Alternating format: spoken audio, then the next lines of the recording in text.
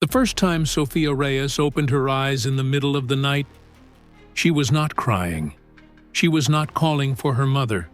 She was pointing at the ceiling of her bedroom in Portland, Oregon, her tiny 3-year-old finger trembling, her voice barely above a whisper. The lights. The lights are coming down. Her mother, Diana Reyes, found her sitting upright in bed, eyes wide open, staring at something that was not there. Or perhaps staring at something that had been there once, thousands of years ago, in a place her daughter had never been, and a time she could not possibly remember. "Mommy," Sofia said, her voice carrying a strange calm that did not belong to a 3-year-old. "They are coming down now. We have to go watch. We have to go to the sand place and watch them come down." Diana did not know, in that moment, that her daughter's words would lead her to consult with archaeologists and researchers of unexplained phenomena. She did not know that Sofia's descriptions would align with theories about the pre-dynastic period of ancient Egypt that most scholars considered too radical to discuss publicly.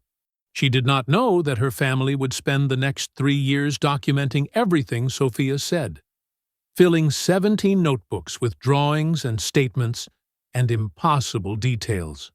All Diana knew was that her daughter was seeing something real to her, something that terrified her and called to her in equal measure. And it was only the beginning. The Reyes family had no connection to ancient Egypt. Diana worked as a pediatric nurse. Her husband, Carlos, managed a landscaping company. They lived in a modest house on 42nd Avenue, surrounded by Douglas firs and Pacific Northwest rain. No books about Egypt in their home, no documentaries, no family members with archaeological interests. Sofia had been a normal baby, a normal toddler. She hit her milestones on schedule. Nothing in her first 3 years suggested anything unusual about her perception of the world. The first change came 6 weeks before the night she woke, pointing at the ceiling. Sofia had been playing in the living room while Diana prepared dinner. The television showed a nature documentary about African wildlife. Sofia paid no attention until the program shifted to a segment about the Nile River. She stopped playing. She walked to the television screen, her face inches from the glass, her small hand pressed against the image of the water. "Home?" she said softly. "The water at home." Diana convinced herself she had misheard. Children say strange things. But she found herself watching her daughter more carefully after that. The way Sofia's eyes tracked certain colors. Gold, deep blue, the orange-red of sunset. The way she had started sleeping with her head pointing south. Her arms crossed over her chest, like images Diana had seen somewhere of Egyptian mummies. 2 weeks before the first night episode, Sofia drew a picture that made Diana's heart stop. The drawing was unremarkable by 3-year-old standards. Messy circles and lines, but the colors were specific. Gold and blue and black. When Diana asked what she had drawn, Sofia looked at her with an expression too old for her face. The tall people. From before. What tall people, baby? The teachers. Sofia said the word carefully, as if translating from another language. They came when it was dark. They showed us how to make the pointing stones. Diana felt something cold move through her chest. What pointing stones? Sofia pointed at the ceiling. The stones that point at the sky. So we remember where they went home to. Diana kept the drawing. She folded it carefully and placed it in the bottom drawer of her nightstand. It felt like evidence of something, though she could not have said what. The night of the first episode, Diana documented everything. She had started keeping a journal, recording Sofia's unusual statements with dates and times. 2:14 in the morning. S woke suddenly, not crying. eyes open before I reached her room.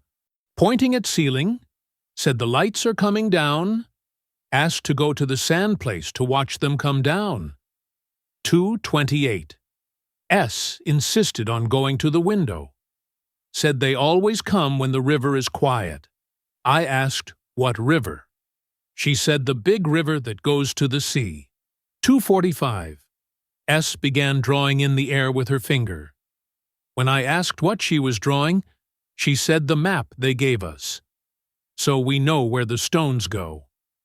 3:15. S fell asleep suddenly, mid-sentence.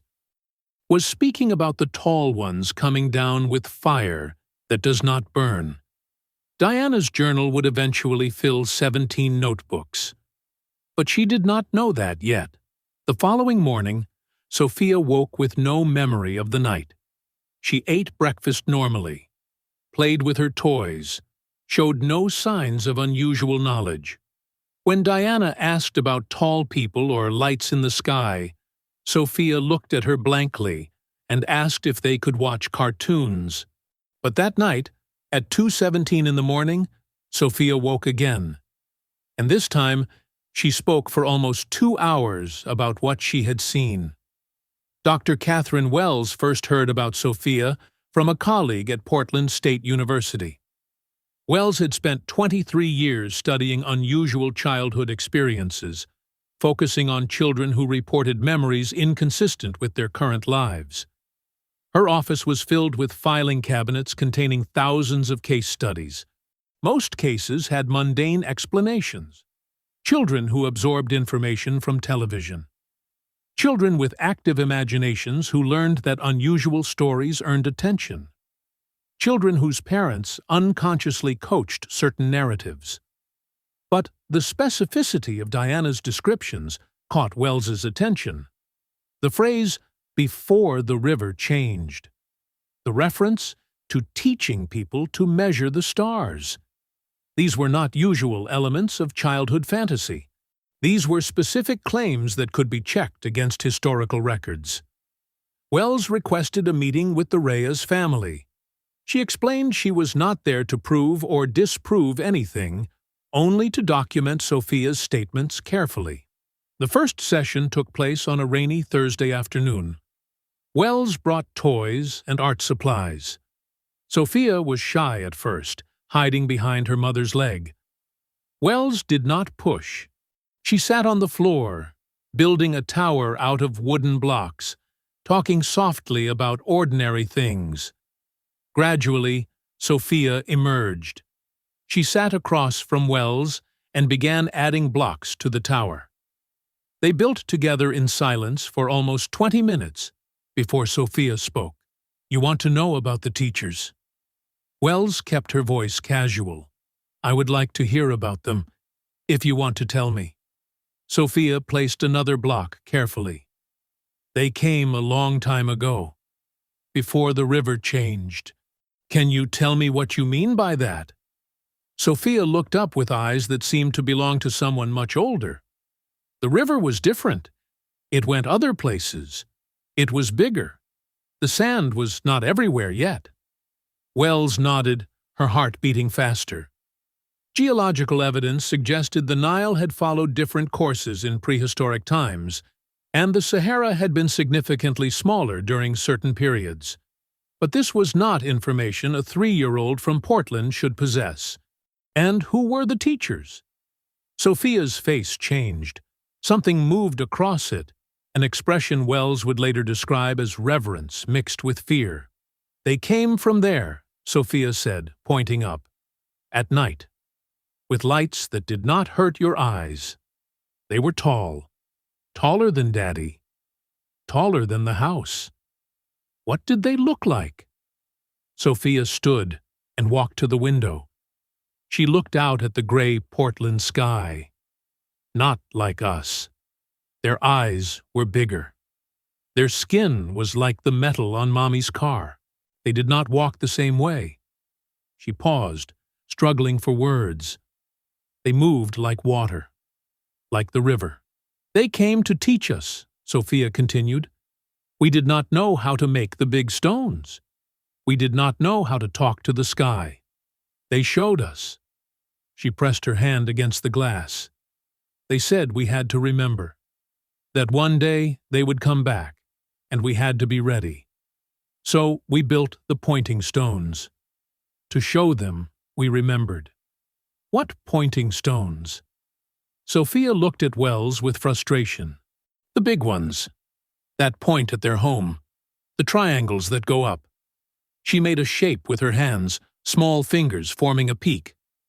Do you not know about them? Everybody knows about them. Do you mean the pyramids? Sophia's face lit up. Yes, that word, pyramids. The pointing stones. We built them so they could find us again. Wells spent 3 hours with Sophia that day. By the end, she had filled half a notebook. Sophia had described beings that were not human, beings that moved like water and had skin like metal. She had described teachings about measuring stars and moving heavy stones and writing in pictures. None of this should have been possible. A 3-year-old with no exposure to archaeology should not have been able to produce these descriptions. That night, after Sophia was asleep, Diana stood in the backyard looking up at the stars. "What if it is real?" she whispered. "What if she actually remembers?" Over the following weeks, Wells conducted 12 more sessions with Sophia. Each revealed new details, new fragments of a story assembling itself into a coherent, if impossible, narrative. Sophia spoke about a village near the river, houses made of mud and reeds. She described a childhood there, a life that had ended long ago. Her father in that life had been a builder who shaped bricks from dark earth. Her mother had woven cloth on a wooden frame, threads crossing in patterns that told stories. But it was the night the teachers came that Sophia returned to again and again. "We knew they were coming," she told Wells. "The old ones told us. They said, 'Watch the sky when the river is quiet, when the bird stars point at the ground. That is when they come.'" The bird stars? Sophia drew on paper. 3 dots in a line, then a triangle beneath them. The bird stars. They make a bird shape in the sky. When they point at the ground where the river turns, that is when the teachers come. Wells studied the drawing. The 3 dots resembled Orion's belt. The bird shape could match Cygnus, which held special significance in ancient Egyptian astronomy. "Tell me about the night they came." Sophia's face took on that distant expression Wells had come to recognize. Everyone was there. Everyone from all the villages. We walked to the place where the river bends. The old ones said we had to be quiet. The children could not make noise. "Were you scared?" "I was—" She struggled for the word. "I wanted to see them, but my stomach felt funny. Like when you go down a big hill too fast. Everyone was, even the grown-ups. We sat on the ground and watched the sky. It was very dark. No moon. Just stars. So many stars." "What happened?" "The lights came first. 3 of them. Very bright, but they did not hurt to look at. They came down slow, like leaves falling, but going down, not sideways." She moved her hand through the air. They made no sound. That was the strangest part. So big and bright, but no sound. "Where did they land?" "In the river bend, on the sand where the water used to go. They sat there, glowing. We could see shapes moving inside. Then," Sophia paused, and something flickered across her face. "Then they opened, like a flower. And the teachers came out." "What did they look like?" Sophia closed her eyes. When she spoke, her voice carried something ancient.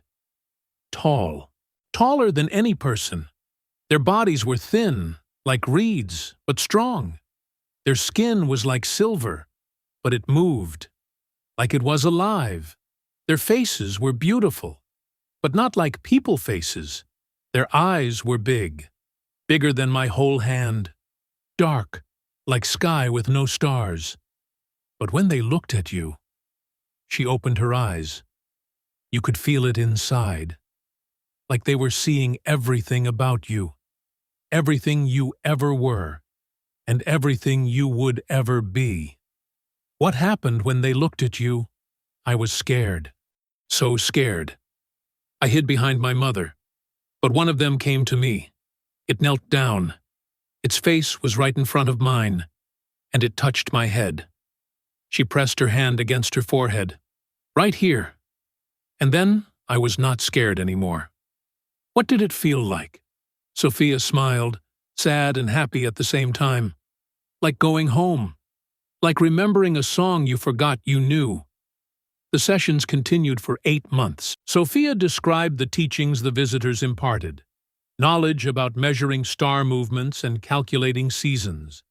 She talked about early monuments, crude attempts to replicate shapes the teachers had shown in lights projected into the night sky.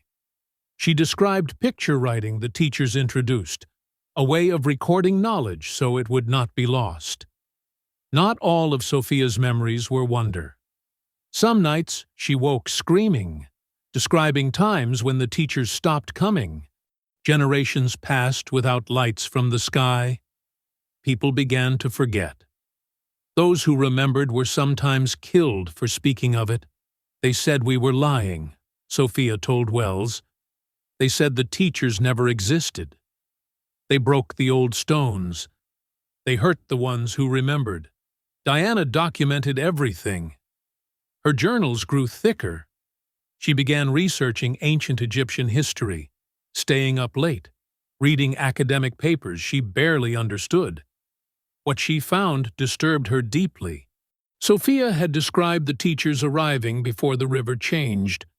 Geological evidence confirmed the Nile had shifted course dramatically during the pre-dynastic period, roughly 5,000 to 6,000 years ago. Sofia had described bird stars that pointed at the ground when the teachers came. Astronomical records showed Cygnus had occupied significant positions in the Egyptian sky during that era. Most disturbingly, Sofia had described the teacher's skin as silver that moved. Diana discovered references in obscure papers to fragments of unusual metallic substance found at pre-dynastic sites. These fragments were sometimes described as too pure or anomalously refined for their era. Diana did not know what to do with this information.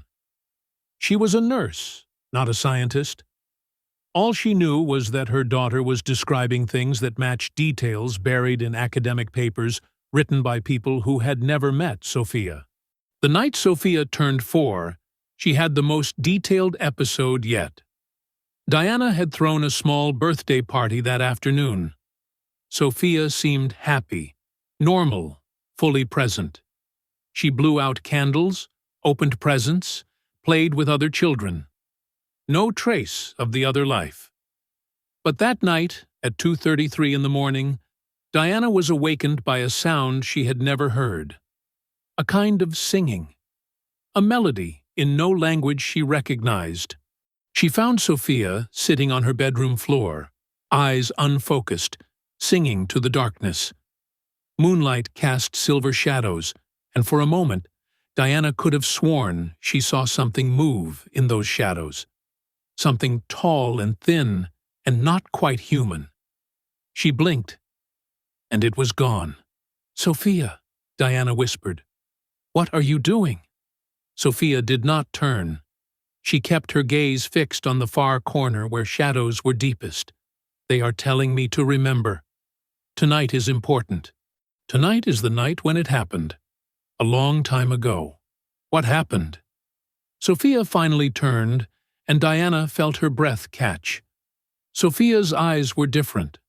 Darker. Deeper. As if something very old was looking through them. The night they came to say goodbye. The night they told us they had to go away for a long time. The night they made us promise to keep building the pointing stones, to keep watching the sky, to keep remembering. Why did they have to go away? Sofia was quiet. When she spoke, her voice carried sorrow too vast for a 4-year-old. Because something bad happened. In the place where they lived. Up there. She pointed at the ceiling. They had to go help. They had to go far away. But they said they would come back. They said when we were ready, they would come back. Ready for what? Sofia shook her head. I do not know. They did not say. They just said, keep building, keep watching, keep remembering. One day, the stars will point right again. One day the river will change back. And when that happens, they will come. Diana gathered her daughter into her arms. What did you say to them? When they said goodbye? Sofia pressed her face into her mother's chest. I said, please do not go. I said I will miss you. I said I will remember. I will always remember. Even when I forget. Even when I am born again and again.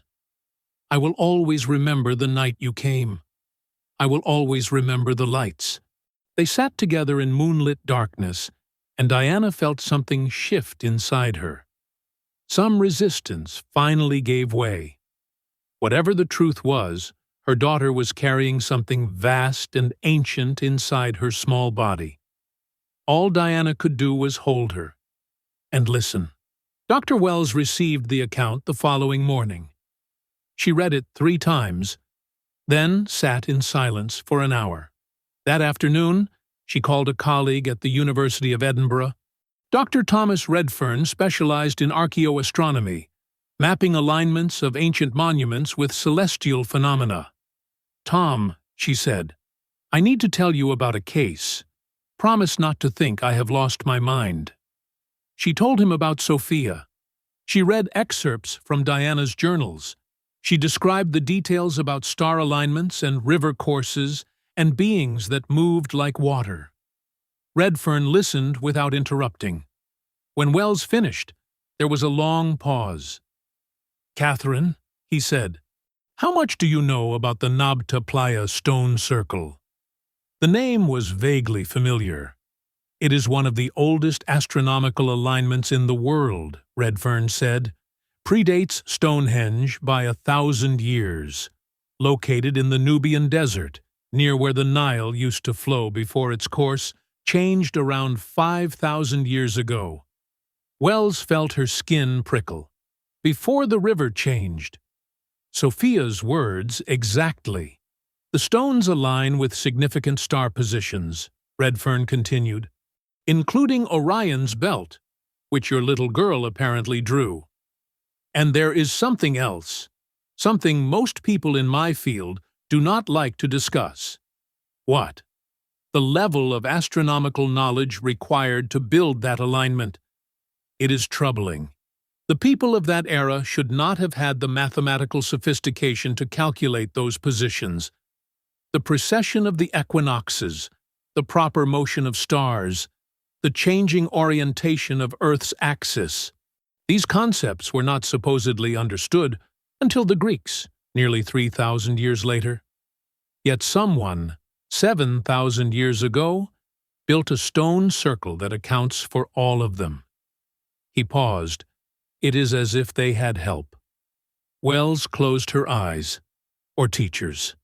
I want to meet this girl, Redfern said. I want to show her images, star charts, artifact photographs, maps of sites she could not possibly know about. I want to see if she can identify them. And if she can, then we have a problem. Because it means either she absorbed information that should not exist outside specialized academic circles, or she is remembering something that actually happened. Dr. Thomas Redfern flew from Edinburgh to Portland 3 weeks later. He arrived carrying a battered leather satchel filled with documents, photographs, and maps. They sat on the living room floor together, surrounded by papers. Sofia, Redfern said gently, I am going to show you some pictures. Tell me if you recognize anything. There are no right or wrong answers. He pulled out the first photograph, A circular arrangement of stones in a desert landscape taken from above, the Nabta Playa site. Sofia looked at it. Then she pointed at one of the stones. That one is wrong. Redfern blinked. Wrong how? It is not in the right place. It should be more to the side. She moved her finger, indicating a different position. Redfern's face went still. He pulled out his phone and scrolled through a file. My God, he whispered. What? Wells asked. He turned the phone toward her.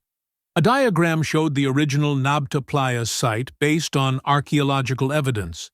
The stone Sofia pointed to was shown in the position she had indicated. The stone was moved, Redfern said, sometime in the last few hundred years.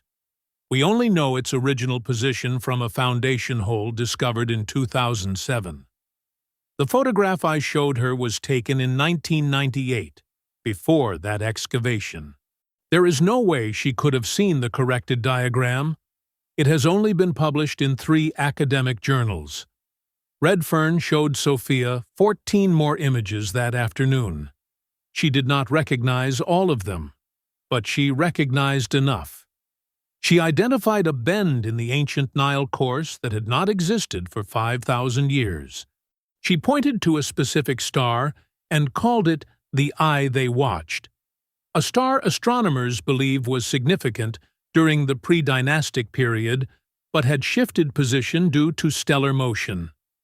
When Redfern showed her a photograph of a metallic fragment found near Nabta Playa, Sofia's face lit up. The teacher's gift.